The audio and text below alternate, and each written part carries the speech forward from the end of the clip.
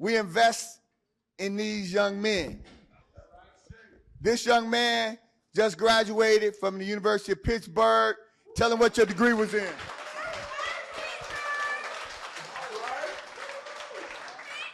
My name is Santan Dominguez, and I graduated with a bachelor's in neuroscience, minoring in chemistry and Africana studies. Hey, all right.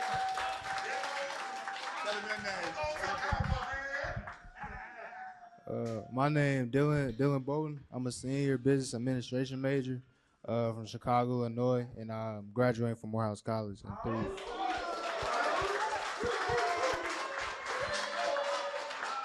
So every time you all hear the message that all is lost for us, never.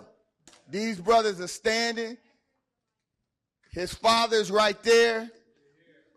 His father and I played high school basketball together. So since he's been in Atlanta, we try to keep our hands on him. So we just got to keep building brothers like this because we're going to keep moving forward. All right? I just wanted us to recognize and acknowledge them. Let's give it up for him one more time. A safe, sacred healing space. So what we do here in the Black Man Lab, if there's anybody that's had a challenging day, week, hell, year, that could just use some extra Black Man Lab love, just brothers to come show you some love, not ask no questions, say, brother, I see you, I love you, I'm here for you. If there's anybody that could use that, we say come to the front of the room, and everybody in the room is going to get up and show that person love or those persons love and show each other love. So if there's anybody in here that could use that, come to the front. Show love.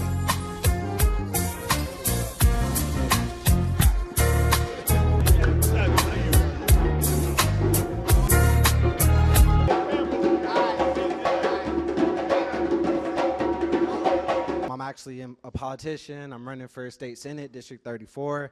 I was out, thank you.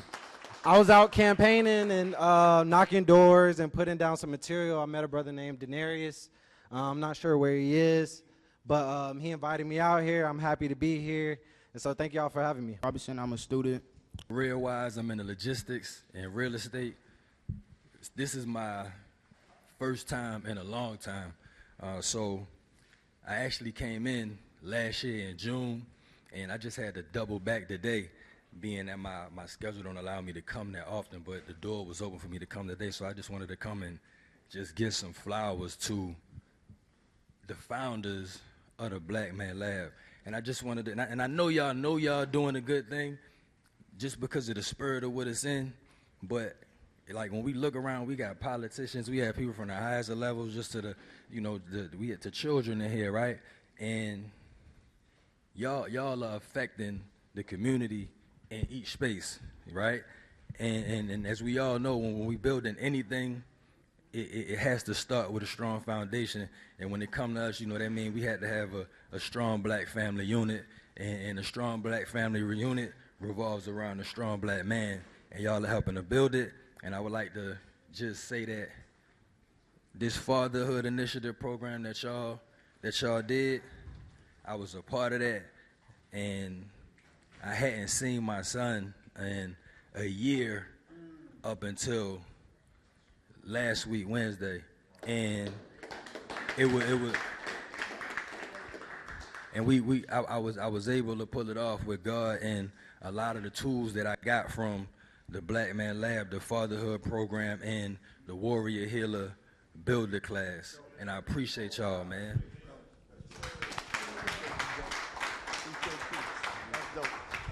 We want to have them introduce themselves, give us a tight 90-second intro in terms of how they show up in the black political space and the work that they do and where they're from. And then we're going to start some questions, and then we're going to open it up to the brothers. Is that all right? I'm Omari Crawford. I am out of DeKalb County. I'm an attorney by trade, and I'm also a state representative in Georgia's 84th Legislative House District.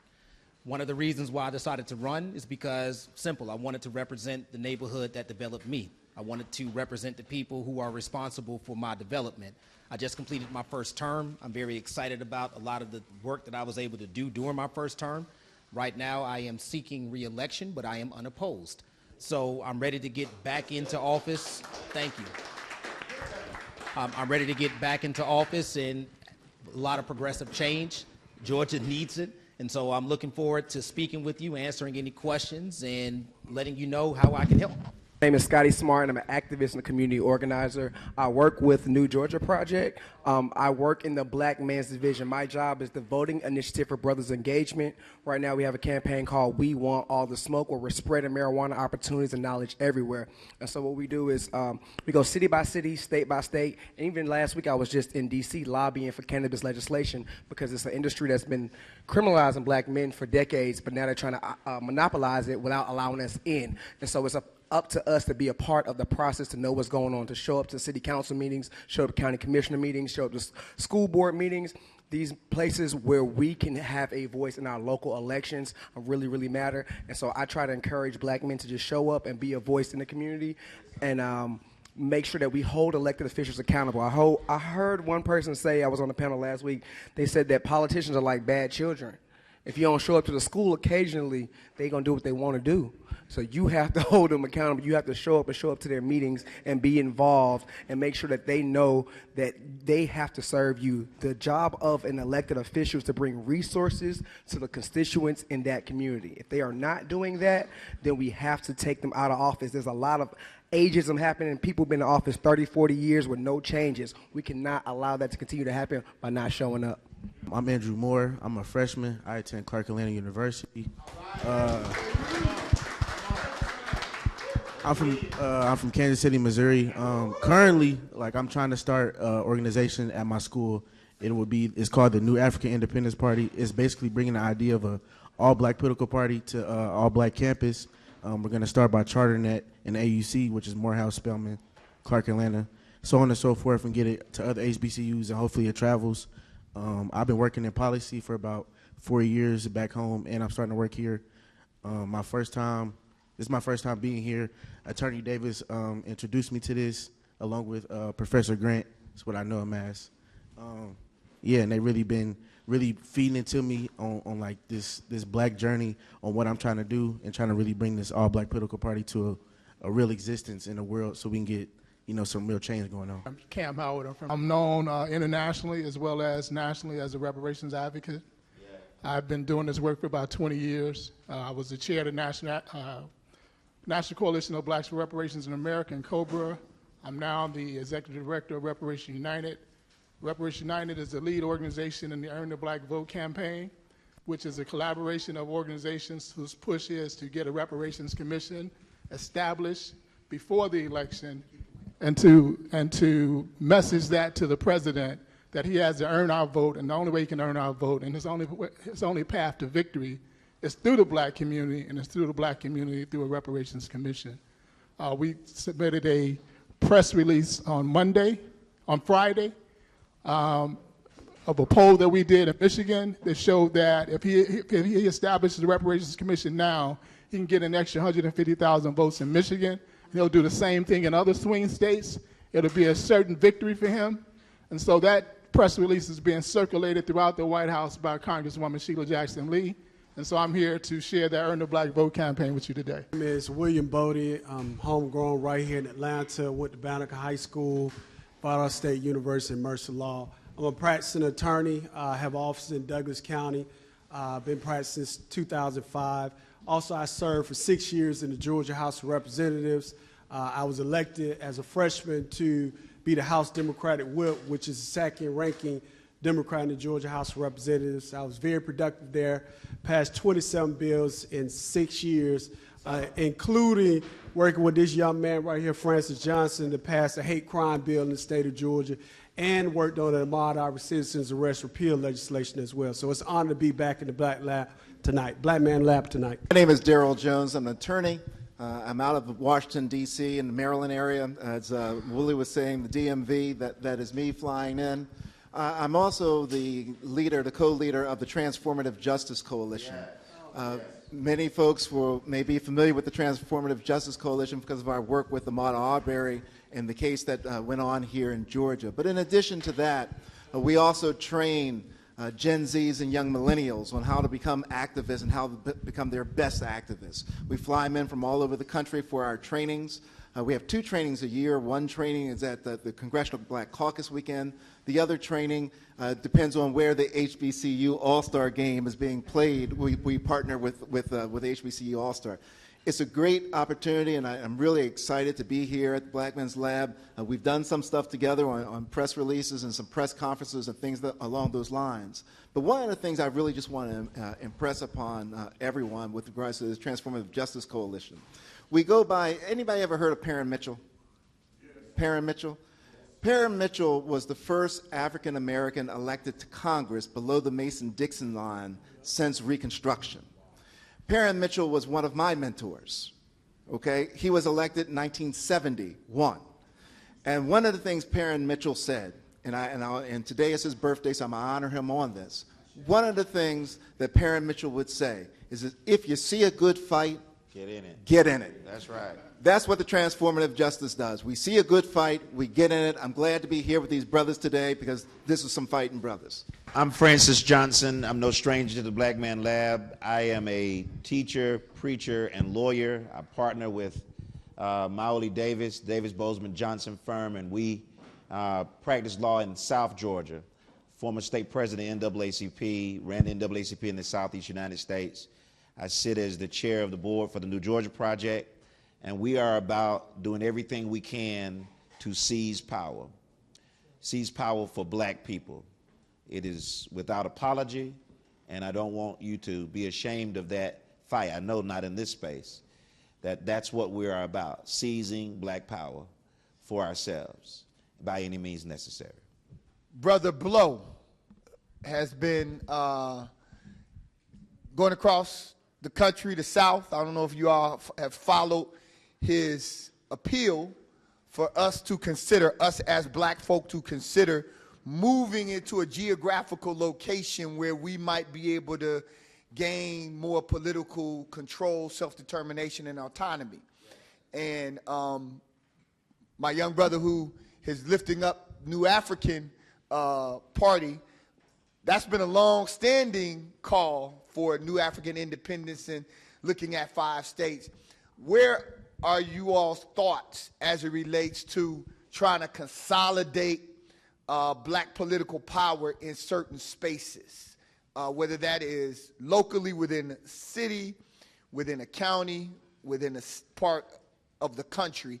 What are y'all's thoughts on that, and how might that help empower brothers? And if anybody if you all want to unpack that a little bit, that'd be great. Well, I'll talk about it from the General Assembly standpoint. Representation is important.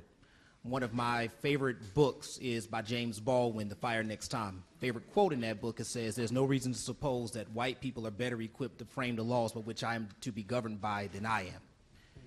The reason why I think that this is important is because when you are in the General Assembly, and Brother William Bodie can talk about this as well from his experience, you want to make sure that you are representing the people who look like you. And they need to be able to come to the Capitol and see you and know that you are fighting for them, which is extremely important.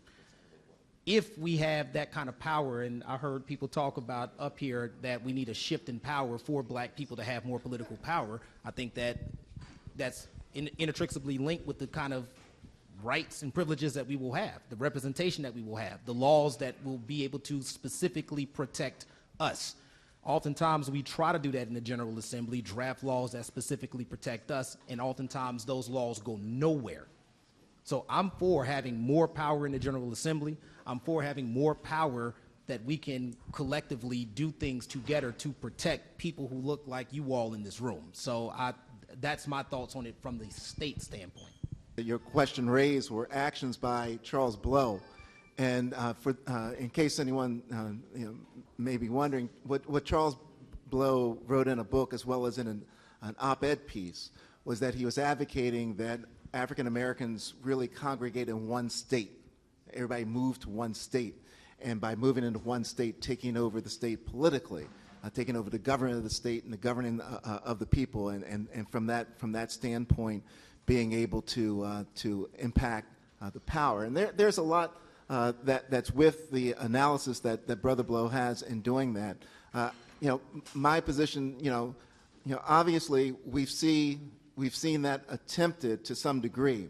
If we look at the state that has the highest percentage of African Americans, that being Mississippi, we know that Mississippi has no statewide elected representatives, never had a statewide representative.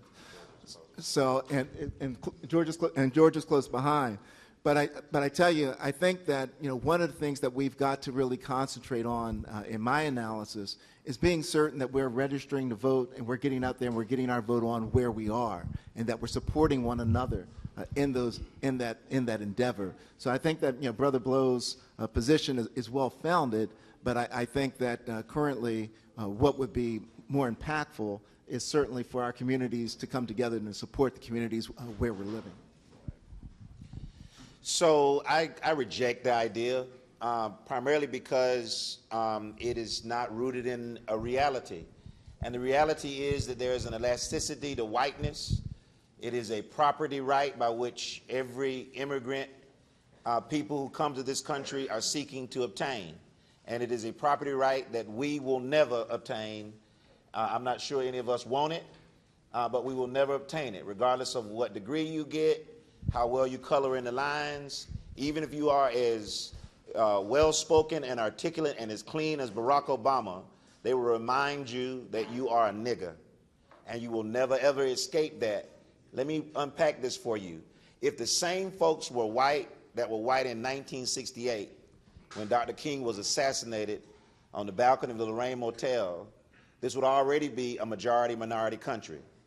But the fact of the matter is, every single minority group signs up for whiteness, and they make the pledge to carry the weight of the empire. And that's just all to it. And that's why there's been no two census. Every 10 years a census is taken, and there's been no two census that have the same classifications of people. Matter of fact, there are 5 ways that you can be Hispanic and be white, and only 1 way you can be Hispanic and be black. That is the next group to move into whiteness. And so when you see the alignment of the Hispanic vote, it's not monolith, but you see the alignment with white privilege, that's why. And so I say the rigidity of what it means to be black against the elasticity of what it means to be white has to be examined in this country. And until we fight for what is ours, and this state is mine, over the last 8 generations, my people have bled, fought in every war, stood up the economy, built infrastructure. I'm not ceding that to anybody. I'm going to fight for it for my son and his son and their sons coming after that. And so that's my take on it. It's not rooted in reality. And secondly, there's no, without a formed agenda, just gathering black people in the same space does not guarantee any other outcome than what we have right now.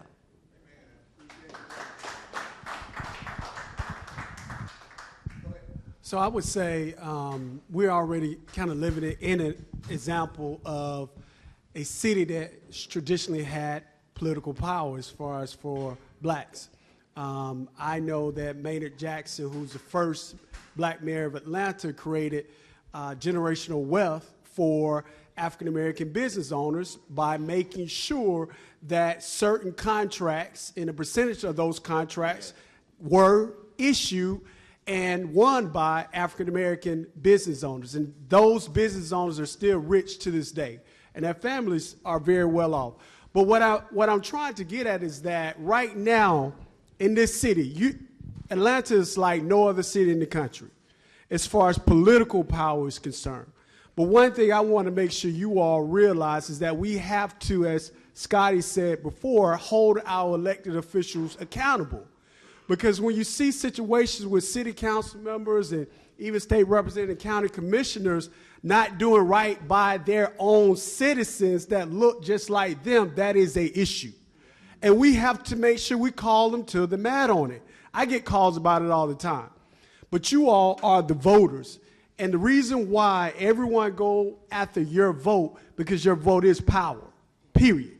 So we as brothers have to execute that power and exercise that power, and you have that power to make change in your community. Who are our judges? We suffer from unfair sentencing. We suffer from probation. We suffer from a terrible criminal justice system. But when did you ever hear someone tell you that you get to go vote for your judge? May 21st is the primaries, less than a month away. All of the judges are on that ballot. How many people know who are on the ballots? Outside of I'm tired of having presidential conversations. That's cool, but do you know who's on your ballot? Who runs your community? Who is the district representative right here? Who's the city councilman right here? Who's the county commissioner right here? Who's the solicitor general right here? Go down the ballot and educate yourself. And I don't want to hear they not letting me. You have a computer in your hand. You Google whatever the fuck you want to Google all day long. Take an hour out your day and educate yourself. Until you put that own responsibility on yourself to say, I want to be a difference, I want to create change, I can hold myself responsible, then we're going to keep running on this treadmill and going nowhere fast. We have to take the time to educate ourselves on the political process. I don't care if you don't care to be involved. Your money is involved. You pay taxes, you're involved. And if you don't get involved, then they will use your funds to oppress you. And what I mean by that is a lot of elected officials, they spending your money on, you know, your Gucci's, your Louis, your Coca-Colas, whoever the representative is. They're spending your money on elected officials that are oppressing you. So your money is still a part of the political process because you pay taxes. So as long as you are governed by this, you need to know what is happening around you. And we have far too many distractions to not be involved. The lab did some work where we were moving around the state to hear what black men had to say, right? Particularly what we were looking at was young black men 18 to 25. And what we heard quite often was this, which is, my vote doesn't matter, right? Or I don't like either of those candidates, so I'm staying out of it. So what would you say to them? What would you say to that young voter who really can make all the difference in the world in terms of an election? What would you say to them to change that thought process? The black vote has been the central vote in this country since 1960 to elect every Democratic president that we've had since that time. If it wasn't for the black vote, we wouldn't have had a Kennedy. Every Republican that runs for president is going to win the majority white vote in this country. Since 1952, the Republicans have won the majority of the white vote. There's only been the black vote since that 70-year period that there's been a Democratic president. Kennedy won 49% of the white vote. Nixon won 51%. It was the black vote that put him over the top. The same thing with Clinton and Carter and Obama and with Biden. We have the power. We're not leveraging it. We have the power. We're not leveraging it. So when you say my vote don't matter, your vote absolutely matters. We determine who the president is in this country.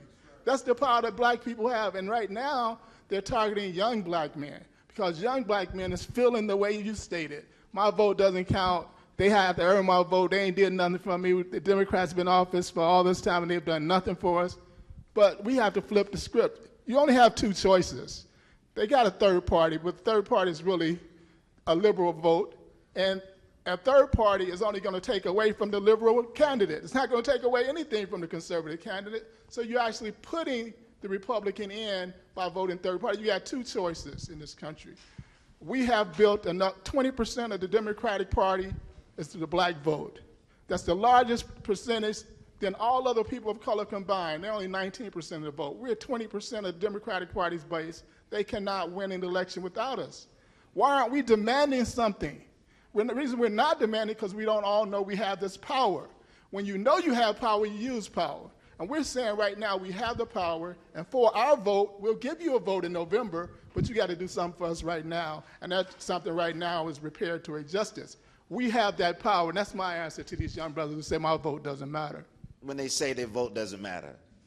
Because here in Atlanta, with probably, arguably, the greatest concentration of wealth and intelligente and elected representation, at one point when we were out in the streets, at the height of Black reckoning, Black Lives Matter, there was sitting a black president, a black attorney general, a black U.S. attorney, a black district attorney, a majority black members of the Fulton County bench, and Atlanta still has the highest number of unresolved police-involved killings.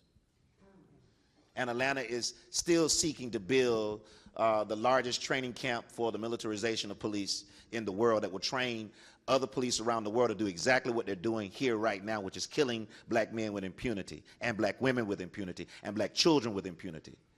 And at the same time that we say we should demand something, we are. That's why 72 people were arrested at Emory. That's why black folks, young black folks, filled the street to lift a ballot referendum over their elected representatives' heads to stop Cop City. It is not that black young people are not forming political alliances and creating coalitions and gathering political steam and running for office and getting elected to office. They just don't want to jive with the bullshit, compromised agenda of the political elite of the last generation. And they're not going to accept these compromises, because these compromises have gotten me to a place where I'm still giving the same speech that my father would have given to me and his father would have given to him, that I'm going to have to give to Thurgood, who's now almost 17. He'll be 17 next week, and I'll have to pray that he makes it home from the house when he leaves. That doesn't make sense. Not in Atlanta. It doesn't make sense in Savannah or Albany or Valdosta. And so when people say my vote doesn't matter, I have to say I see your point. At the same time, regardless of what wealth you have, what access and privilege, the great equalizer is that Bill Gates has one vote and you do too. And before you decide to throw that vote away, even over your grievances, just think they wouldn't be working so hard to keep you from the polls and to convince you not to use it if it didn't really matter. So you make the determination in your own best interest, but I will never try to dissuade you that you shouldn't be dissatisfied with what you're getting right now.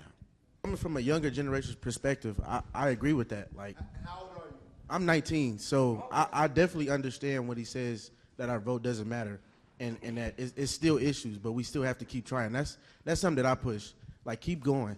Like, of course, the work is not going to stop. Your one vote might not just get something done today, but you got to keep going. Like, get yourself active. You know, learn about politics, learn what's going on, because the fight doesn't just stop because you voted or you didn't. Like, not voting doesn't make the issue better. So let's figure something out, keep it going, let's make a plan, and let's educate ourselves. That's what I'm big on. Let's keep going and get education in. But just coming from a younger generation, we definitely agree with, you know, we don't see nothing working, even with the voting. But you can't stop, and that's kind of how I feel about the issue. The mindset of the vote doesn't matter, I understand it, but you have to connect the dots. The state of Georgia minimum wage is $5.15. That's a political matter. Housing crisis, that's a political matter. Closing of hospitals, that's a political matter. So you have to be able to understand how you connect your vote to the issue.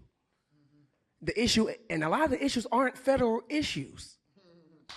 A lot of issues are not, you have to understand that they are governed, there's state government, there's municipal. I did a campaign down in Camilla, Georgia, and there's a guy named Corey Morgan, and it's one of my favorite stories. We're championing for marijuana reform. He won his election by 8 votes. It's way more than 80 of y'all in this room. He turned around and took his position and made marijuana under an ounce a $35 ticket in the state of Georgia. That's the lowest amount that you can have decrimmed in there's only 20 cities in the entire state that have decriminalized marijuana, and that's the lowest one. We have 535 cities in the state of Georgia.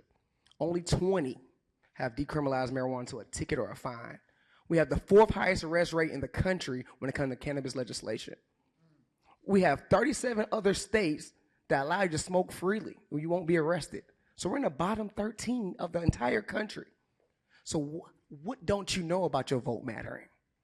You have to get involved and really educate yourself on the social issues that you care about. I'll never tell you who to vote for. I remove party lines. I want to know, what do you care about? How do you connect your issue, your personal relatability to an election? That's why I say, let's talk about judges, because we got to get criminal justice reform. How do they feel about nonviolent offenses? How long are we being sentenced? I saw somebody get sentenced for 30 years for stealing. They are criminalizing poverty. Crime and poverty go together. In the state of Georgia, the city of Atlanta, the black Mecca, if you come from the hood, you got a 4% chance of making it out. How do we change that to 20% in our lifetime? How do we do the work to engage young black men to be a part of the change? And so your vote not mattering is a lack of you understanding what's on your ballot.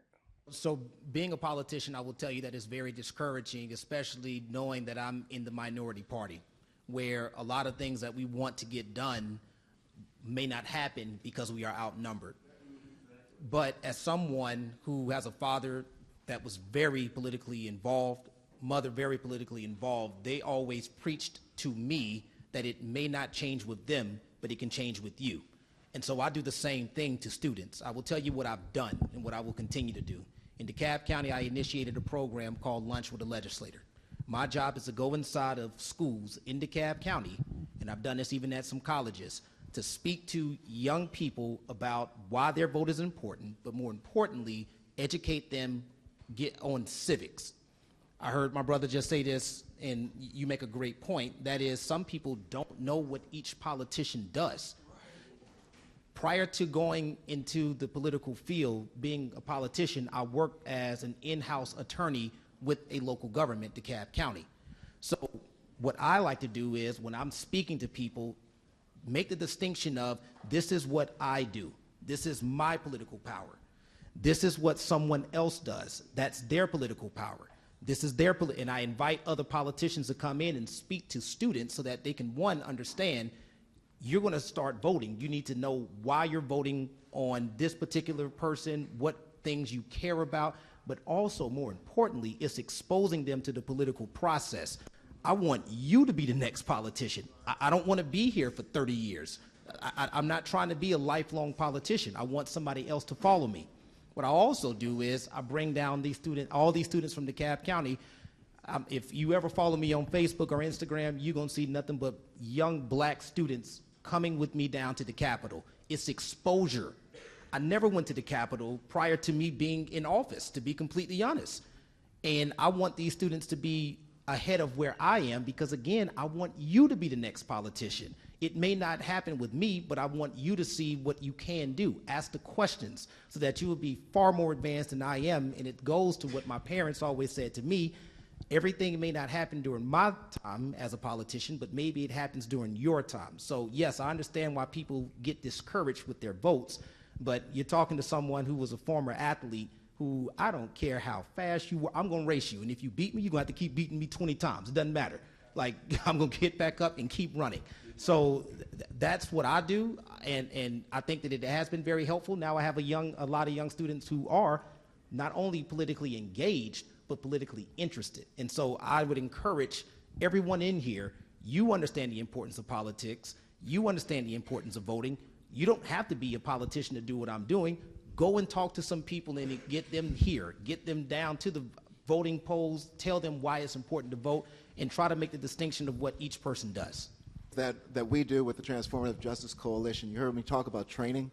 The ones that we're training are 18 to 35, and that's one of the exact questions and scenarios that comes up is, when they're encountering someone in that age group that's saying, my vote really doesn't matter, my vote really doesn't count. How do you respond? How do you get that person to realize the importance of their vote? And one of the things that we use now to pick people up and make them realize it is this. Here in Georgia, over in Glenn County, there was a murder that occurred of Ahmaud Arbery. And when Ahmaud Arbery was murdered, the prosecutor in that case was up for re-election. She was running unopposed. It was beyond the time for anyone to even file to run against her. She did all these negative, evil, mean-spirited things to the Arbery family, unlawful, to make them think that they were working on the case when in reality, she was doing the exact opposite and telling the police officers to leave it alone. Don't worry about it. I got you covered. One of the detectives actually called her for advice at the scene while he had blood on his hands of Ahmaud Arbery. That prosecutor is one of the people that you have the ability to elect or to unelect. What the Ahmaud Arbery family did was that they took that pain and said, we're going to try to get somebody to run against her. And they worked with the community, and they were able to get somebody else on the ballot. And for the first time in Glenn County's history, a sitting prosecutor was defeated in her reelection. I raise that for this reason. Most people don't get involved in wondering who the prosecutor is and who the judge is until it affects you directly. When it's you or your family, all of a sudden it becomes serious. So one of the things that we encourage people to do is to take it serious now. Understand, take the Arbery experience to heart and understand who the prosecutor is important. Because that's the person that's going to make the decision with regards to who's going to jail and what cases are prosecuted. Who the mayor is important because it's going to make the decision between who's the chief of police and how their policing policies are put in place. So when you're talking to the 18 to 35-year-olds, we're able to make the connections when we're talking about people their age and the experiences that are occurring. So I encourage you to certainly lift up those types of experiences so that everyone can understand the importance of their individual vote. So just to fast forward this, that prosecutor was Jackie Johnson. She's out of there. She was charged with crimes. Those crimes are yet to be prosecuted in that area. But her successor, a man by the name of Keith Higgins, I raise his name because the black community stood with Keith Higgins and gave him the courage to run, and now in office, what has he done? Well, I'll tell you what he did 2 weeks ago for a client we represent, charged with crimes. The police still doing the same thing they always do, engaged in cover-up, misdeed, and unlawful activities. He dismissed the cases against our client, and he went on TV and called the investigator and the sheriff out. Do you know what it means for a sitting prosecutor to call out a sheriff and an investigator and to say, every single case this investigator is on, I will dismiss them. I will never call this investigator to be a witness in a courtroom where I am practicing law. That is what, now you can argue, and I will argue with you all day about what's wrong. But in that county, when you have a candidate who will run and do what you ask them to do when they get in office, it's hard to say that your vote didn't matter. It matters a whole lot.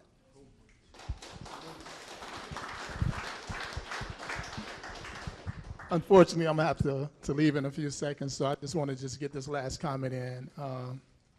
It's a fact that for 246 years, our ancestors were enslaved in this country, and a host of crimes were committed on top of that crime of theft of stolen labor.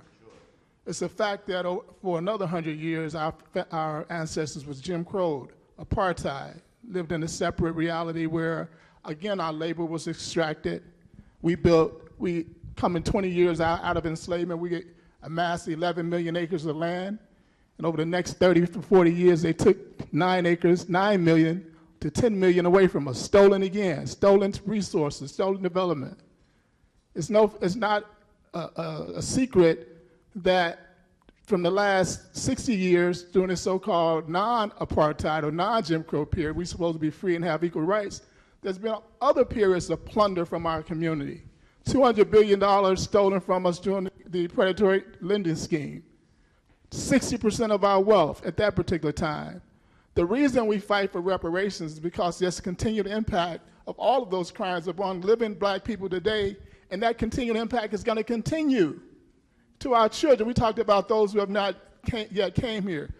They will inherit the same impact, the same disparities that exist right now, and it'll be worse because we see generation after generation it gets exceedingly worse than it was for the previous generation.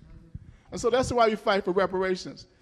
We are at a time right now that we've never been in the struggle for reparations.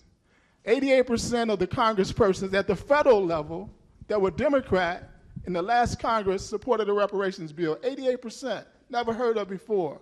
The 3 largest cities in this country, the governors in those states have signed reparations commissions. Illinois, California, and New York. Never before. You have hundreds of cities and state legislatures, like some of the brothers here, who are pushing reparations on the state and federal level. Never have we been in this period before. And we're in an election year when the Democrats totally depend on our vote to win.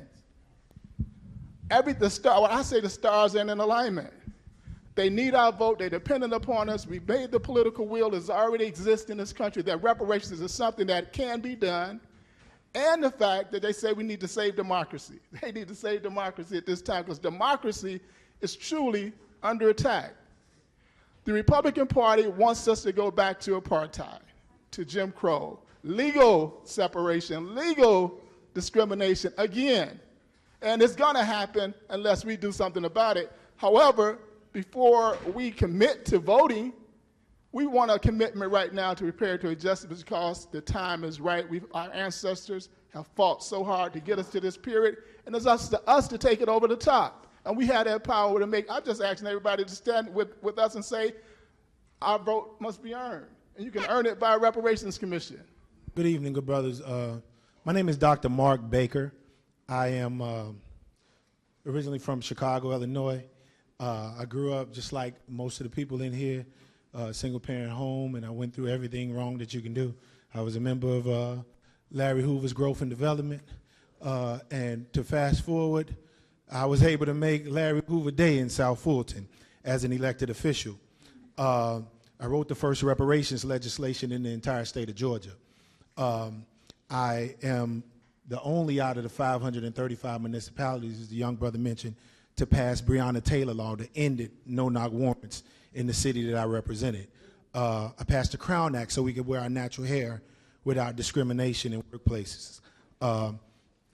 Central Park 5 legislation to protect our juveniles. I passed it along with Brother Yusuf Salam and Raymond Santana. Yusuf Salam got bit by the bug in my office, and now he's the councilman in Harlem right now. I'm the first person legislator in the state of Georgia to abolish Columbus Day, as well as several other things. I say this to say that, you know, I mentioned my start on purpose, right? Because I'm currently, this is the thing that I really need to say. I'm currently running for United States Congress, and it covers 6 counties. I'm on the ballot, and early voting started today. I cover Clayton County, Henry County, Rockdale County, Gwinnett, as well as Newton, and a small part of DeKalb County. I would ask that you share, because, I mean, it's important that all I've been hearing since I came is the things that, you know, Bible says in 2 Timothy 2nd chapter 15 verse, to study to show that shall approve of work we need, not be ashamed, rightly dividing the word of truth. There are 7 people in my race, right? Out of the 7 people in my race, the incumbent has been in office for 21 years. He's actually been an elected official since 1974. I wasn't even born then. It's nothing wrong with being older. I sat at the feet of our elders. But when you're incapacitated, you're doing us a disservice, and it's time to pass the baton. And in reality, I'm just wanting you guys to know my name is Mark Baker. I am running for United States Congress. I am your brother. I feel like I haven't named not even I named a couple of things that I've done, but as a college professor at Clark Atlanta University who taught current issues in African American studies and was the first male professor at the university to teach women's studies, I'm going to fight for women's reproductive rights. I'm going to fight to make sure that we have our right to vote, that some of our Democrats have been asleep at the wheel and didn't solidify while they had control all of that time. So please remember my name. If you know people in Rockdale, Newton, DeKalb, Clayton, Henry, and Gwinnett, please let them know who Mark Baker is and let them know I'm on the ballot right now. It's vital. Thank you. We're asking why we should vote. It's very simple. If we don't vote, that don't mean that someone won't be elected. And the reality of it is, I'm Derek Bozeman. I served in the Atlanta City Council for 8 years, but I've been around politics since I was 17. I've run every kind of political campaign that you could run, from governors on down. And so what I would say to you is this: it makes a difference who's sitting at that table. Don't fool yourself. There's some things during my time on city council that never got to the floor, because I said, if you put it on the floor, I'm going to, one, let everybody know you support it. Ain't going to be no backdoor deals cut with our people. I grew up here. I tell people I'm from here. I didn't come here. And what that simply means is, everywhere I go, I take Southwest Atlanta with me. So when I went to City Hall, I wanted them to know I'm Matt and Jess's baby boy from Bond Drive over in South Atlanta. And so you can't come and smooth talk me. I was very clear that you couldn't lobby me on issues that were antithetical to black people's lives and the way we lived. and it makes a difference who's sitting at that table. If you don't think there's a difference between having a Cynthia McKinney in Congress and having somebody else, then you're fooling yourself. If you don't believe there's a difference between having a brother who has the kind of track record that this brother just spoke about at the table, if you don't play the game, you don't sit at the table. Understand that politics is a game. We oftentimes don't understand it. We want politics to deliver from us everything. A job, protection for our family, our civil rights. Nikki Giovanni said you can quit the struggle, but the struggle will never quit.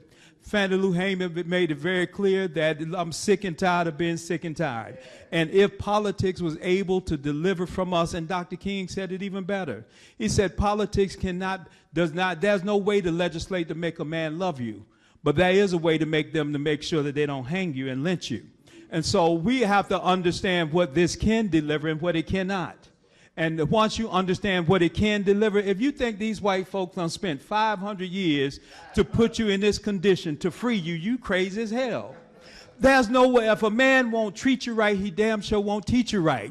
If you think they're going to fix our schools when the first thing they banned us from understanding, did you not know it was, you would get lynched for teaching black people how to read? And you all of a sudden think that the great-grandsons and grandsons, sons, and daughters of those same people who gave you all of that came here to free you. I like to quote folks.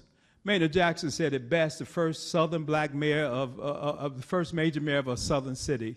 He said it's not just good enough to get free. You got to stay free. And the way you stay free is every day you get up, you got to fight for it. And then do like I did. When I got tired of seeing my community go down, guess what I did? At 29 years old, I ran for the Atlanta City Council. I put my name on the ballot. I got up every day. I didn't have a lot of money, but I had a lot of guts and courage, knocked on every door, asked people for their vote, worked for it, and when I got there, I didn't forget who sent me. I went down there for Zora Bozeman, who was neither lettered nor learned and couldn't read, but she had a PhD in common sense. And she said, when you go down there, boy, don't forget who sent you.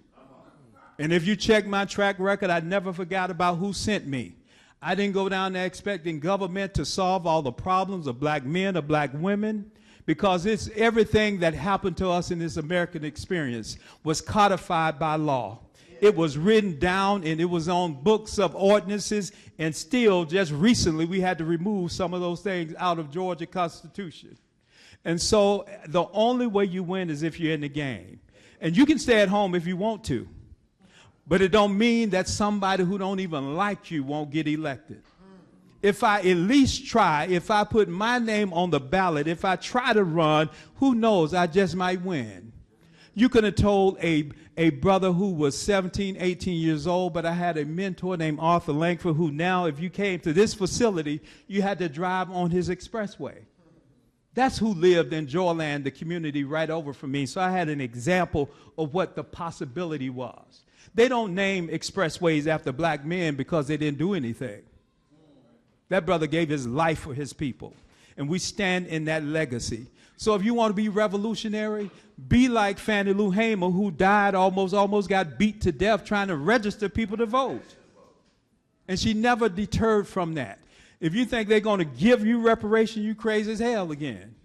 If it comes, it's going to come through a legislative process like John Conyers, who died with the reparation bill that now is moving slowly.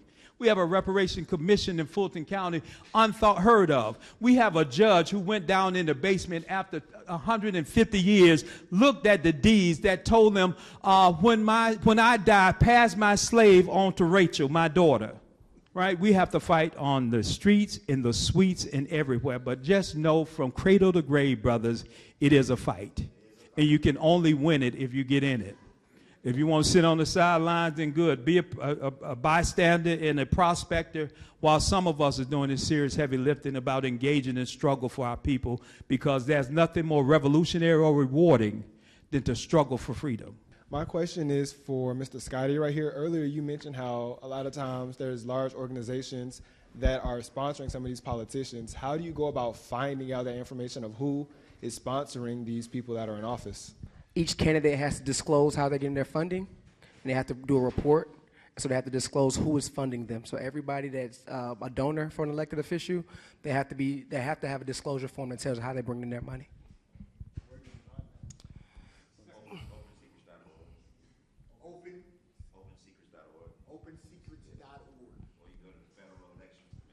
So like, I remember in 2021, do you remember when they stopped the MLB baseball game from coming here?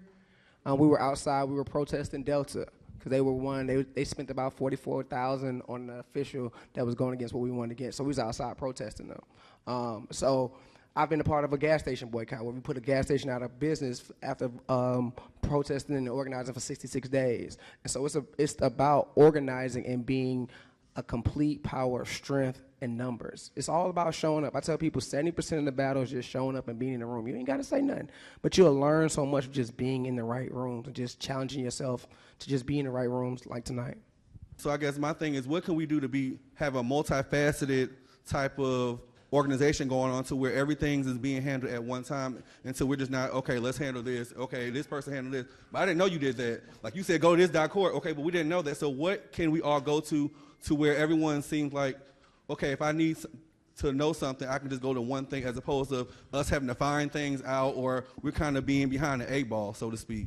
If Black Man Lab is your political home, then form study groups to educate yourself about what you're interested in. The New Georgia Project can be a political home for you. We have organizing campaigns for just about everything that you're interested in that relates to black people, because all we're about is building black power. If it's not the New Georgia Project, if the NAACP is too old for you, start your own. But at the same time, there's so many other organizations that need help and have resources to educate you on these issues. Other thing I would say is just remember the pendulum on the old-fashioned clock.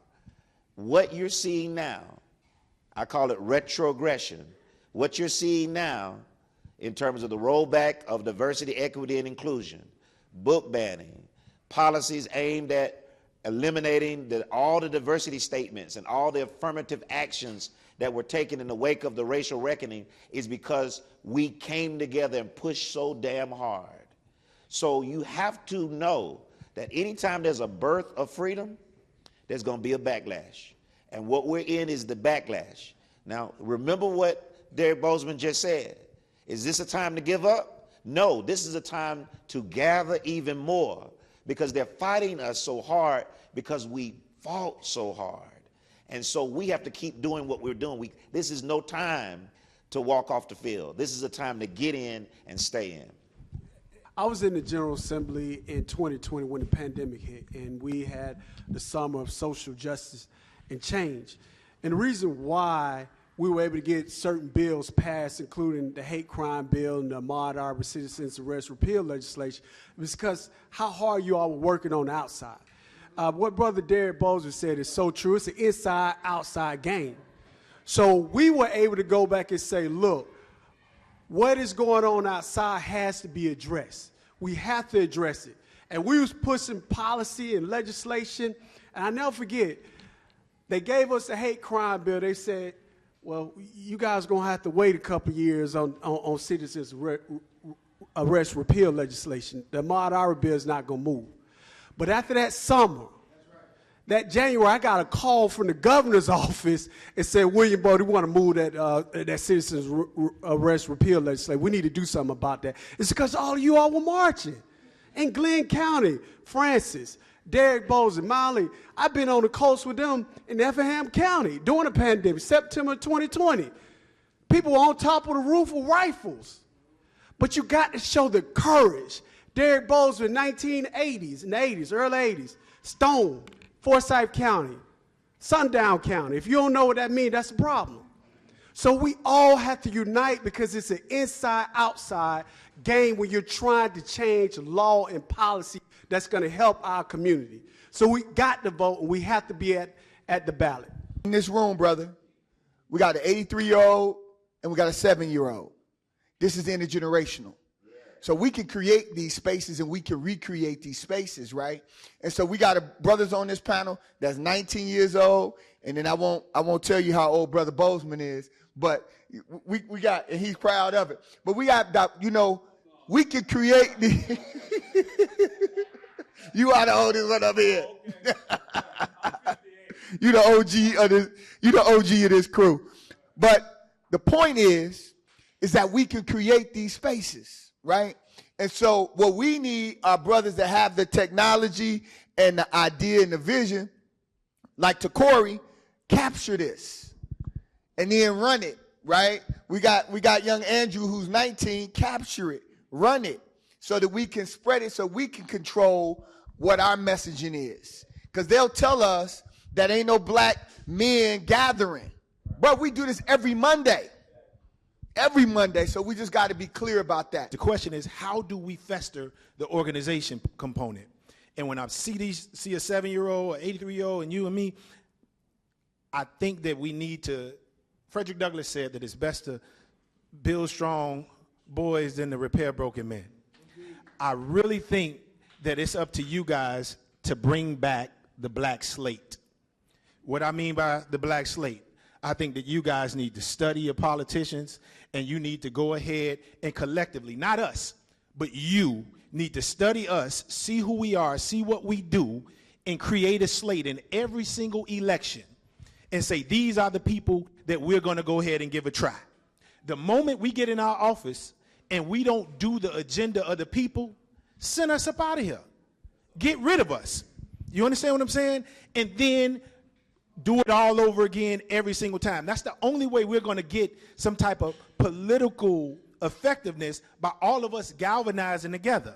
And we got to stop the gatekeeping, because there's a lot of people that feel like, yo, you should not do what you're doing because you're not old enough. Sit down and wait your turn. I'm funding my own campaign. But I feel like it's 70% of the people, like it's a 70% new district. David Scott been in office forever. But with 70%, that means if I come in second place like I did 2 years ago, I'm in a runoff. You follow what I'm saying? And if I'm in a runoff, there's people in D.C. that's going to help this campaign, and I ain't got to fund it. But the bottom line is, y'all got to bring back the black slate and organize and put our collective vote behind who we want to see or who we believe or contend will do the job that's needed to do in the selected offices. What I like the young people to know is that what you're saying, I'm 72 years old, or 73, and we sat in situations like this with black men older when I was younger. The difference is we stayed in the fight. You're not saying something's mind-boggling, but you don't want to participate. The reality of it is, all of us in here that are older sat at the same age with the same mindset that you had, other than we weren't going to participate. We just moved, as one of the brothers said, we moved the needle forward. Somehow psychologically. When I was 16, Dr. King was the president of the Montgomery Improvement Association when he was 26. John Lewis writes to a 26-year-old Dr. King when he's 16, ask him, how can I join the movement? Julian Bond was a part of SNCC, the Student Nonviolent Coordinating Committee, that pushed the elders who were 26 and 30 now to be more radical, right? We can go down the list: Stokely Carmichael, Kwame Ture, all of these people, they didn't join the movement when they were 40. We started brother, I was arrested the first time when I was 17, fighting to get apartheid out of South Africa, right? And I've arrested just how many times Mamala will tell you protested because he represented me many. So what you have is institutional knowledge. When you step to me, I want to pass the baton. But I always tell young people, we don't pass baton to unprepared people lest you drop it and the whole forest catch on fire. We prepare to pass the baton to those who are ready to accept it.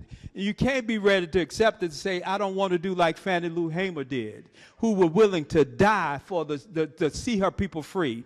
The vote is just one step of freedom. It's not total freedom.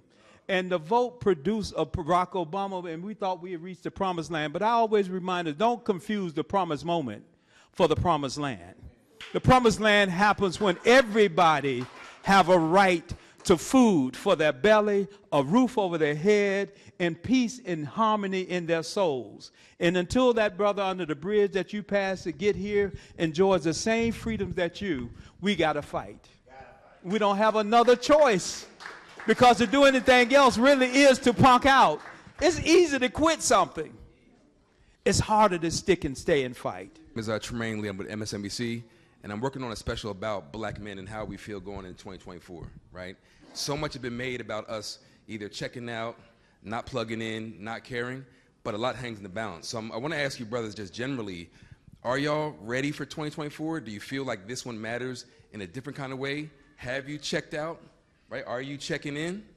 Are y'all excited or engaged? You don't even need to be excited. Are you engaged? Anybody? What's show of hands. A show of hands. And I reject the premise about who's doing us talking about black men sitting out. Black voter participation is at the highest levels it has been, even with the retrogression of all state legislators and the inaction of our Congress to pass the John Lewis Voting Rights Act. So don't tell me about black people sitting out. I don't hear the same question asked to white women who supported a president who promised to roll back their reproductive rights. You don't put cameras in front of white women and say, well, you're going to sit out this election? Why did you support Trump when he promised to take away your but you do this to us, and it's not fair because black people have always saved this country, and in 2024 we're going to do it again. When we talk about the vote, we're talking about people just getting out there and being able to exercise that right. But the narrative that's being rolled out is that for some reason, if the Democrats lose, it's because the black people didn't vote, right? That's not the narrative. We control the narrative. And the narrative has got to be that we're going to go out there and we're going to vote. We're going to vote for the candidate that we believe is the best. But we will not accept responsibility for somebody else's loss because we are voting in our numbers. The reason that we have in Georgia now these two senators, that's the black vote. That's the black youth vote that did that. So let's be clear. We will write and control our own narrative. So that we're stronger and we're better and we can continue to build. I'm a link in this chain. I'm a link in this chain. And it won't break here. And it won't break here. I'm a link in this chain. I'm a link in this chain. And it won't break here. And it won't break here. We are links in this chain. We are links in this chain. And we won't break here. And we won't break here. Ashe.